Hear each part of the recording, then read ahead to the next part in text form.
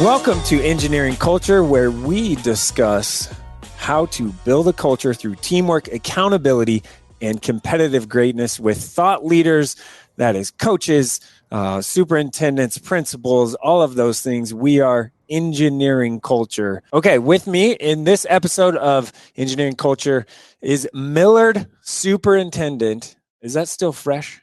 It's still fresh. Yeah, it's exciting. Like we're on year what, 1.5? This is year one. Oh, year so one. I thought February, not last February, but the February before. so. You were I hired, was selected. Yep. Yeah. And Okay. started July 1. Oh wow. So how's it going? It's going great. Millard's a wonderful place. It's been a great transition professionally. We have an amazing team. Our staff in Millard is incredible. And on the personal end, my wife and our two boys have transitioned really well to the community and to their schools, and we feel really fortunate. You were at Norris before. Yes. So way different challenges, or are there similar challenges? I think both school districts are very student achievement focused, high expectations, great community support. I think those things are the same. Some of the things that are different are district size, obviously. Right. Norris is a large geographic district, about 230 square miles with 9 different towns. And all of the schools are on one rural campus that's not in a town. So there's some unique challenges and unique opportunities that come with that. And then obviously Millard is a special community as well. But much larger. Norris about 2,600 students, and Millard's about 23,000 students, 35 schools. But it's the biggest small town in Nebraska. It's been really neat to feel that community and culture in the midst of a larger district, and the opportunities we have for our kids here are just tremendous. You mentioned culture, and that's what we're here to talk about. So define culture for me. Well, culture's a tough one to define. Right. I mean, you can't really touch it, but you know it when you see it, you feel it. And it's really captured in what are the values of that community? What are the attitudes that the people possess? What are the dispositions of the staff, the community, the students, the programs, rituals, norms, those types of things really encompass collectively what the culture of that team is, or that district, or that school. What is there I don't know, is there something that Millard hangs their hat on from a culture standpoint? Is there an acronym, anything like that? Yeah, so first of all, there's several things, and I feel really sure there's fortunate. A mission statement. There's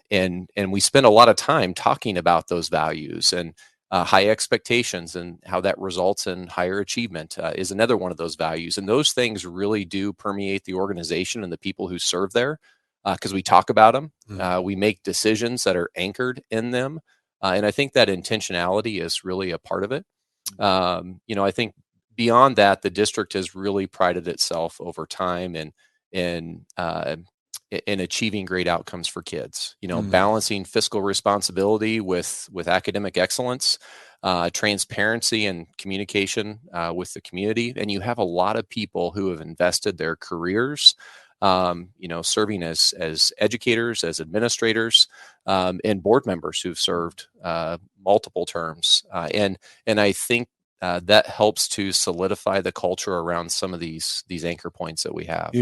How often do you just go back? You said our decisions are made, but how often in a meeting or in conversations with your team, your close-knit team, right, at the central office, how often do you go back to and refer to that? Hey, this is our core, though. Like, we can't get away from this. Frequently, and it's not just me. It's a part of going back to culture. It's a part of how we do business. Right. So whether it's our executive team, which is a group of 7 of us, or our board at public meetings when we're talking about different decisions, or when we're bringing our whole administrative team together, it is frequently that we anchor ourselves in those concepts. And right now, in particular, one of the challenges for all employers is workforce. Right. And we really anchor ourselves in people are our greatest resource as we talk about solutions and strategies in order to address that. Yeah. When we think about our programs and how to make them better, we really anchor ourselves in continuous improvement and the notion of high expectations. How do we go from where we're at and get better? How do we reflect and make that happen? We invest very strategically, and we hold ourselves accountable for our results. And I think those are things that you're going to see embedded in those belief statements. Right. But then you'll see actions where they reflect that. And then we articulate our why for why we made that decision around those values very intentionally. I love the intentionality, because if you believe in something, you just keep coming back to it. Yes. Like, it's just always in your mind. My personal one is celebrate the story differently. I want to be a little differently than the next person. Yeah. I want to talk about the way I do my job. I want to be just a touch different, right? Yeah. I want to celebrate that story differently. So coming back to that, that's a personal mission statement, something that for 2 years now that's been kind of driven home in my mind. And when I make decisions, it's okay, but is that, how is it anchored back to that? Yeah. Yes. Is this if I'm doing it this way, does that kind of go with what I'm about or want to be about? So and my kids go to Millard, or my kid goes to Millard, and transparency is key. I get the email like everybody else does. Some of them are kind of long. Sorry about that. No. Yeah. Like I get that email. I get the, and that's great. Is there another way? I love talking about transparency, especially from people that are superintendents and principals and people that make big decisions. Sure. Is there, you say intentionality, is there an intentionality to that? Like, and can you get better at it? How do you improve it being transparent without giving away, everything? Because you can't. Yeah, sure. Well, a couple things. First of all, I think the first part of your question was how do we try? What are other ways we try and be transparent? Right. Just to give some really tangible ones that are top of mind because of current variables. We have a parent superintendent advisory group tonight. So we have about 60, 75 parents that come together from the 35 schools in Millard. Nice. And we talk about what's going on in the district, and parents get a chance to ask questions, and we have great dialogue. And we have a number of advisories like that are put in place. Another thing that we have happening just tonight is we're adopting new curriculum materials for music and for fine arts or art. And we've had 2 nights. This is the second of 2 nights where parents can come and they can take a look at those resources before we potentially have the Board of Education evaluate and approve those. And so we have a number of systems and processes in place, from really practical things to just avenues for feedback, where we get a chance to engage with people and tell our story and understand their perspective. And I think if you come to one of our Board of Education meetings, you're going to see us talk about issues transparently up front. And certainly there are always things that we can't talk about to the degree we wish we could because of confidentiality or privacy issues or whatever. But to the extent we can, we try. And one of our belief statements is transparency builds trust and confidence. And we really do try to the extent we're able to be that. When you use the community to help make your decisions, or feedback from the community. Sure. It's an iterative process. Right. Yeah. Okay. Yeah. And so I want to kind of talk about you individually now. So we basically went through your resume a little bit. You went to Norris, now you're here. You were at Papillion before that. We haven't discussed that. Shout out to my mother-in-law who you worked with, which she's an amazing lady. Yes, I'll let amazing lady. You can say all that. Yeah. No, she's fantastic. We talked off air. Like, there's no way I'd be able to do what I do without her. Yeah. So the whole takes a village thing is definitely a thing. In my house anyway. So but you went to Waverly. I grew up in Waverly. Yep. Yeah. Grew up in Waverly. Right? Yep. Grew up in Waverly. I was in Lincoln Public Schools till midway through second grade. And then we moved to Waverly and I graduated from high school there. Yeah. So small community, small-ish community. I guess it's a big community in Nebraska. Yes. True. Context matters. Yeah. And then you went to Doane, right? Yep. Is that right? Doane graduate. So still another small-ish community. Uh-huh. And then from there you went to where? I taught at Bellevue Public Schools. Okay. Was a teacher and administrator there, and then Papillion La Vista. And then I was a high school principal in Seward, Nebraska. And then I came back to Papillion La Vista as an assistant superintendent. And then I became a superintendent at Norris School District. And now I get a chance to serve in Millard. So you've seen kind of all the different levels. How important is athletics activities to building that school culture because you've seen, Absolutely. It's huge. I think it, and I'll use activities broadly because I think, sports, music and band and all that. You look at sports. Yeah. You look at sports and on a Friday night for a basketball game or a football game or volleyball, I mean, the community comes together. They celebrate the success of their teams. They cheer together. There's great memories that are made. I still remember as a freshman in high school watching Waverly play in the state championship game in Pershing Auditorium. It was a fantastic game. Right. I mean, the emotion was running, and that's a shared experience that you have with your classmates, with the community who's also there, and it creates a sense of fellowship, a sense of shared purpose. It creates pride and ownership, and it's kind of an extension of those feelings that you get during the day. If you go to a show choir competition, the sense of community that is there is incredible.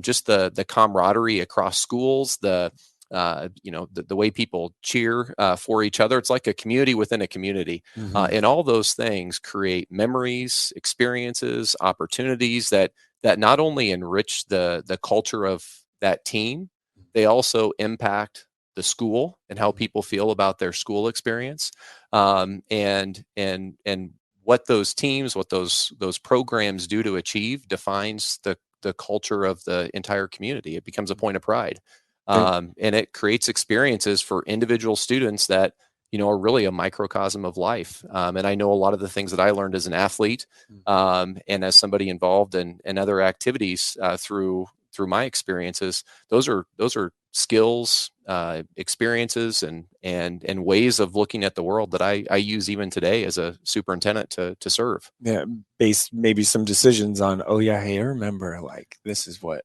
it feels like as a kid or a high school kid or absolutely. Just look at Millard. You have like the dance team performances at state and band. Like you're always going to remember those things. Yes, from that experience. So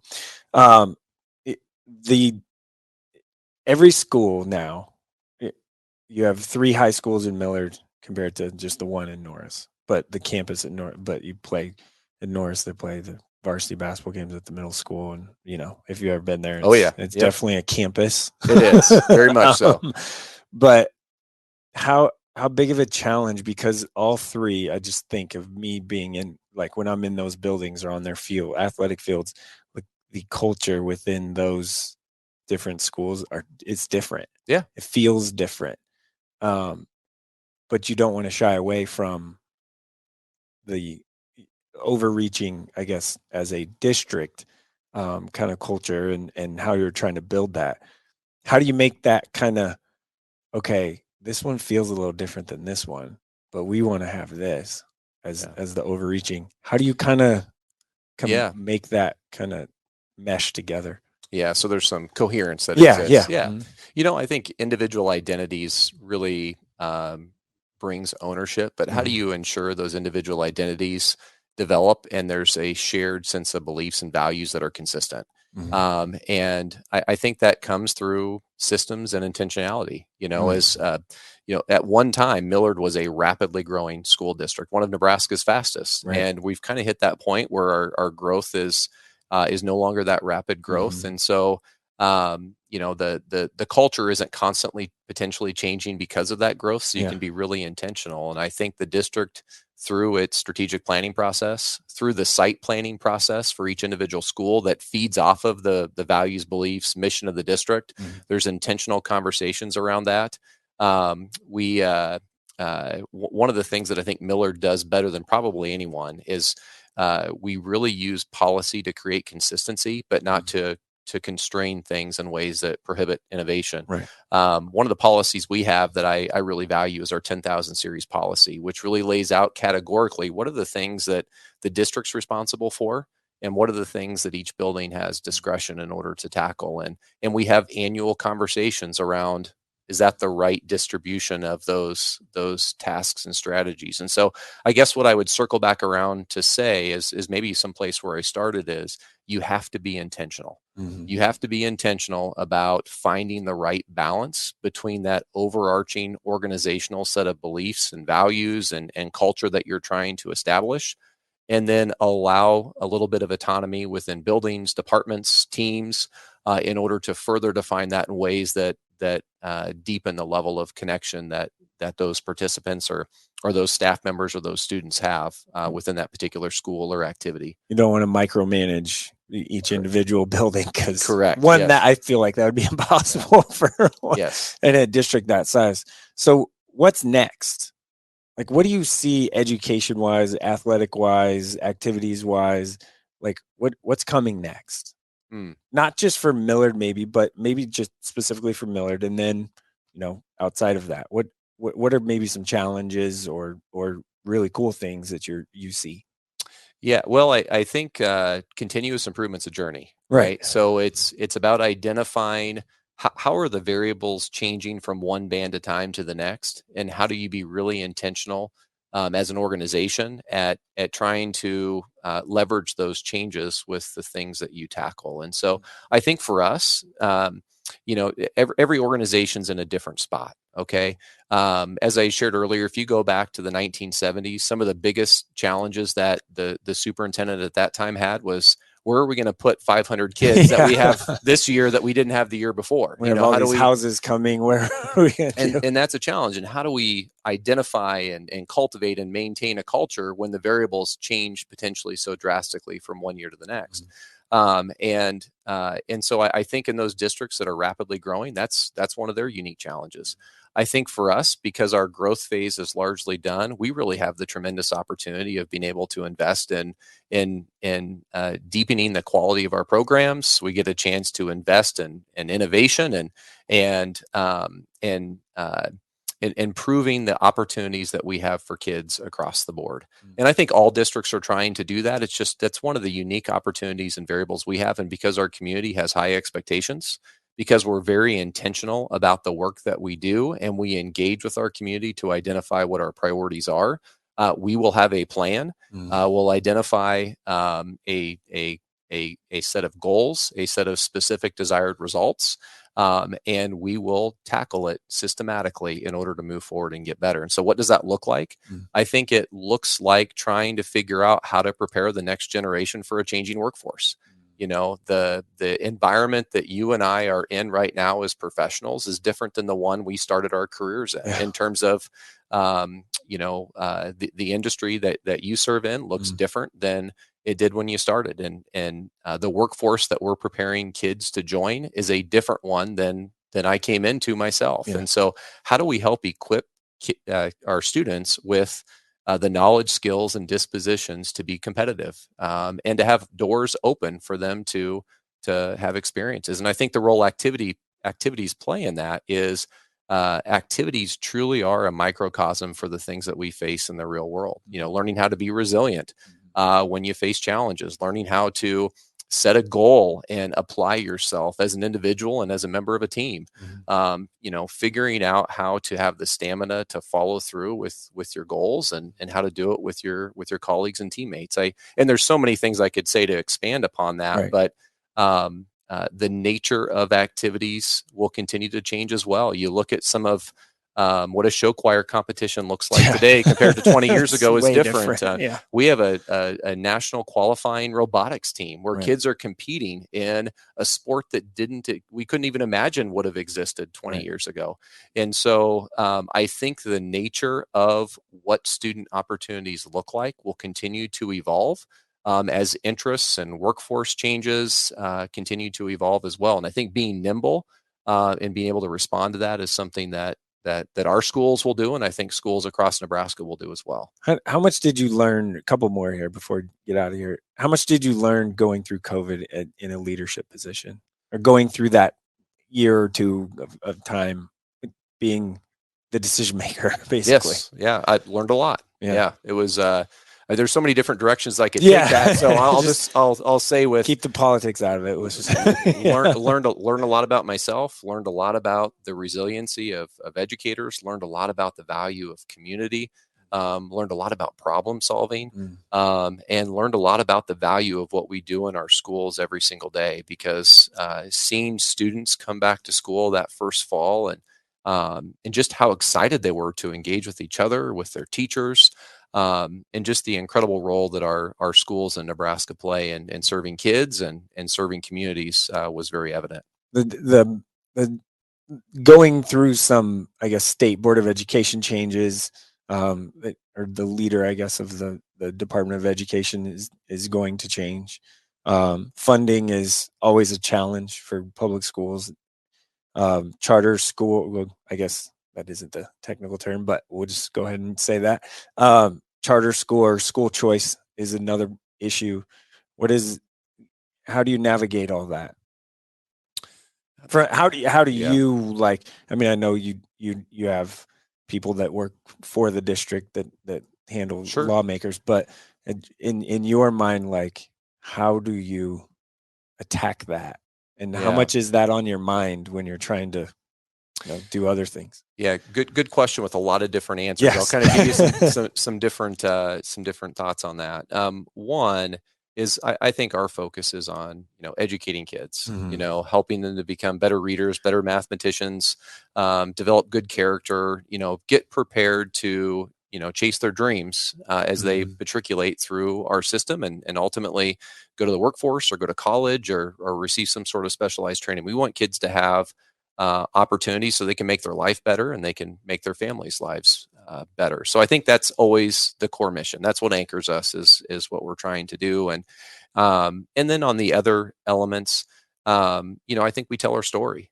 And that's a part of it. One of the things that Millard does is our board has a series of standing positions that really drive how we choose to engage ourselves in the legislative process. And we tell our story.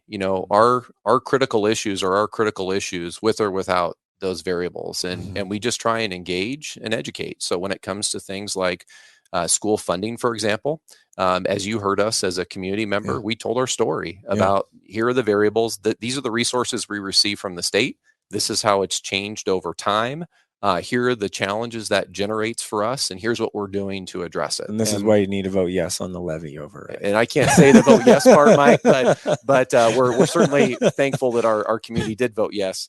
And then on some of the other issues, it's a matter of how do you communicate your perspective honorably, and on the school choice discussion, we have great relationships with our private schools that are within Millard, and the position that our board and our district has on that has less to do with the private school, and it has more to do with potentially diminished resources because of reduced state general funds or because of state general fund new obligations.